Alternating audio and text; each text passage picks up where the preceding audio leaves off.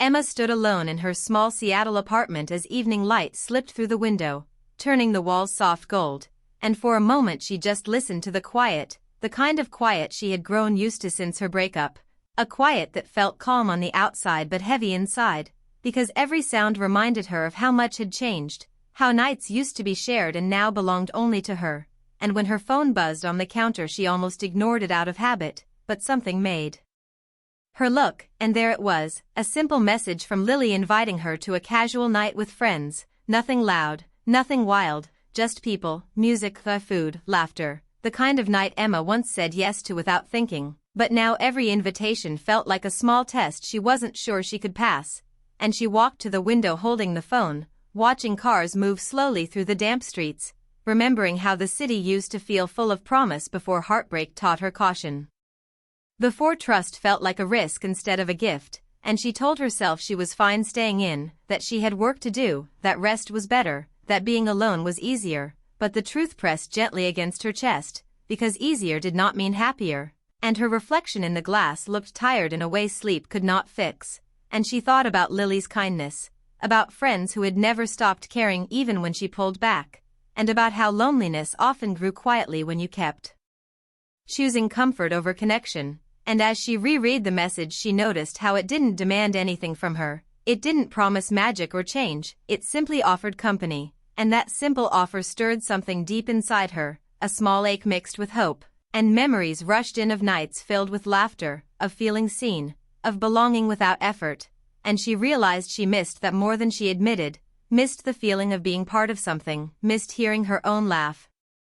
missed the version of herself that didn't think twice before stepping out the door. And fear followed quickly, reminding her how opening up once had led to pain, how trusting the wrong person had taken years to undo, and she closed her eyes, breathing slowly, knowing this decision was bigger than it looked, because saying yes meant risking disappointment, meant stepping back into the world instead of hiding from it, meant allowing something new to happen without knowing the outcome, and for a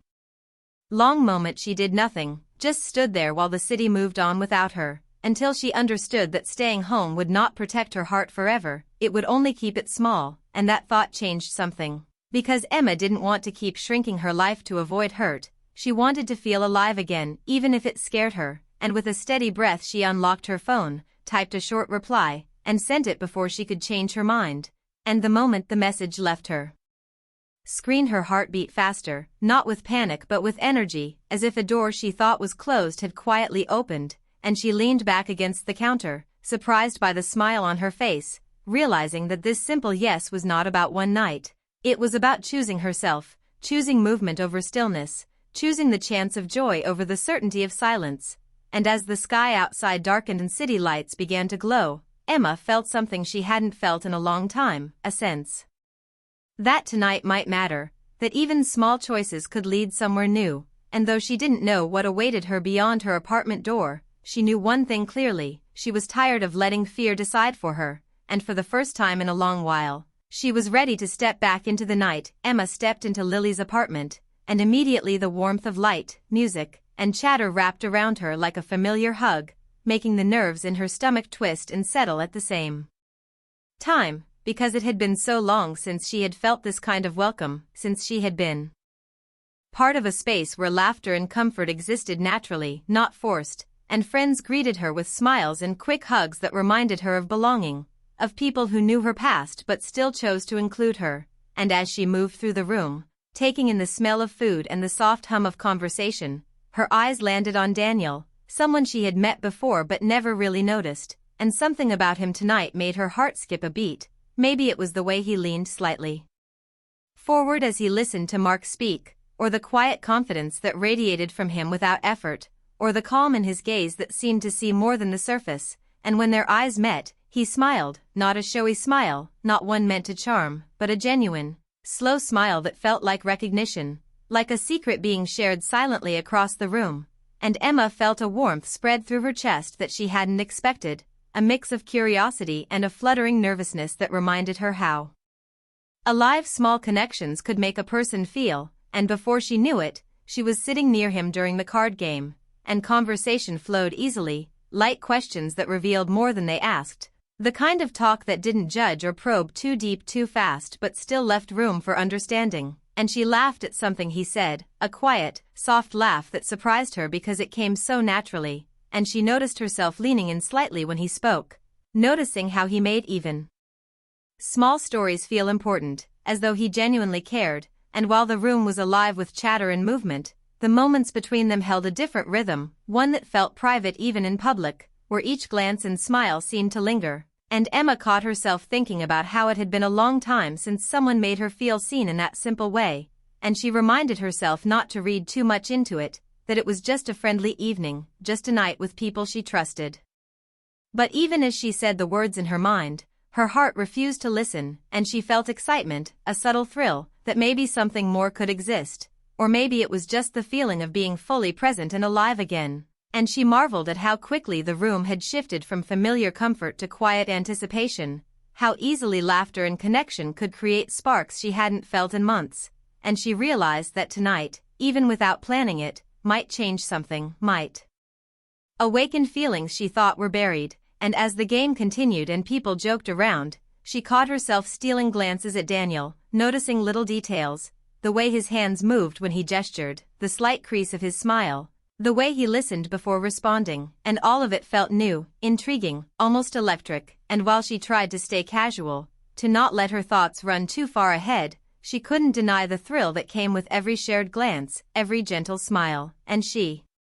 felt a soft, unexpected hope blooming inside her, a hope that connection could happen again, that nights like this could remind her she was capable of feeling, of enjoying, of letting someone into her quiet heart. And even as the music played and laughter filled the air, Emma sensed that this night, simple and unassuming as it was, might mark the beginning of something more, something delicate and emotional, something that made her wonder, with a gentle ache, what could happen if she allowed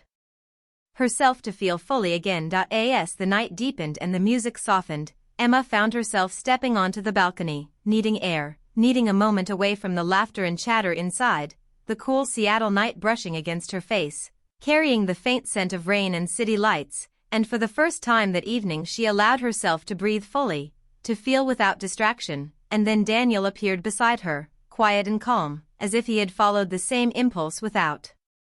needing to speak, and the silence between them was comfortable, not awkward, the kind that allowed thoughts and feelings to settle gently, and he spoke softly, telling her he was glad she had come tonight, and Emma admitted, almost shyly, that she had almost stayed home, that she had almost let fear decide for her, and he nodded, understanding, as if he knew exactly the weight of that choice, and in that shared quiet, Emma felt something shift, a realization that being seen and understood could be both simple and profound, and she noticed the way his eyes held patience and warmth, a quiet strength that invited trust, and as they both leaned on the balcony railing, watching the city stretch below them, Emma felt the walls she had built around her heart begin to soften, each word and glance from Daniel acting like small cracks letting in light, letting in possibility, and she reflected on how long it had been since someone had made her feel safe and noticed at the same time, someone whose presence did not demand anything from her yet offered a sense of connection that was both thrilling and gentle, and in the quiet of that moment, she allowed herself to imagine what it could be like to open up again, to trust slowly, to let small gestures and soft words grow into something more, and she felt a flutter of hope mixed with lingering fear, a bittersweet combination that made her heart ache in the most tender way, and she realized how much she had missed feeling alive in the company of another person, how much she had longed for someone who could make ordinary moments feel meaningful, and Daniel's calm presence beside her reinforced that it was okay to feel again, okay to take small steps, okay to let the night matter even without grand declarations or dramatic events. And when Lily called everyone back inside for a group photo, the spell of that balcony moment didn't break but lingered quietly, a promise of potential in the air, and Emma returned with him, side by side, carrying the warmth of that shared silence, aware that her heart had already shifted. Aware that something subtle yet powerful was beginning between them, something that would influence the rest of the evening, something that made her pulse quicken with anticipation and gentle longing. And she realized that nights like this weren't about rushing or forcing connections, they were about noticing the small details, the soft smiles, the patient listening, the simple courage to be present, and she understood, with a deep, quiet certainty, That this night was not just a fleeting moment but the start of a delicate, emotional journey that could lead to trust, closeness, and perhaps even love, all unfolding naturally, gently, and in a way that made her feel alive and hopeful again. The kind of hope that stays long after the laughter fades and the city lights blur into the memory of a perfect evening. The night was winding down, and Emma felt a bittersweet pull as friends began saying their goodbyes. Laughter softening into quiet conversations and lingering hugs, and as she stepped outside into the cool Seattle air, she found Daniel walking beside her, the city lights reflecting in his calm, thoughtful gaze, and for a moment, the world seemed to pause, holding the promise of what could be, because nothing dramatic had happened. No grand gestures or confessions, just a night filled with warmth, connection, and the kind of easy companionship that reminded her heart how it felt to trust and enjoy another person's presence. And when Daniel spoke softly, asking if she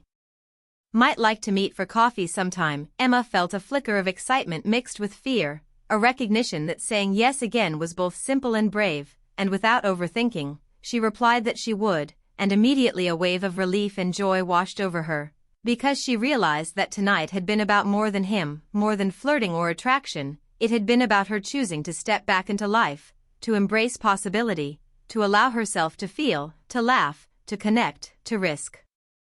small disappointments for the chance of something meaningful. And as they parted with a gentle wave, Emma walked to her car with her chest light, her mind replaying every laugh, every glance, every quiet moment on the balcony, understanding that the magic of the night had not been in dramatic events but in small, emotional awakenings, in the soft realization that she was capable of joy and connection again, that loneliness could be softened by simple acts of courage, that showing up mattered more than she had allowed herself to believe. And driving home, she noticed the city's streets glowing under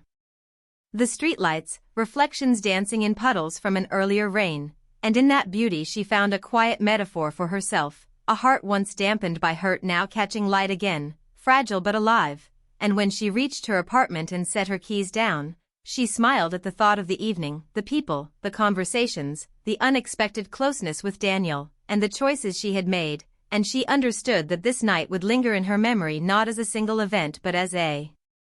turning point, the moment she said yes, the moment she allowed herself to feel, the night that reminded her that life, even after heartbreak, could be rich with connection, laughter, subtle romance, and hope, and that the smallest decisions, to go out, to be present, to open her heart a little, could create ripples that lasted far longer than the night itself, leaving her with a quiet warmth, a sense of possibility, and a gentle certainty that good things were still waiting for her, as long as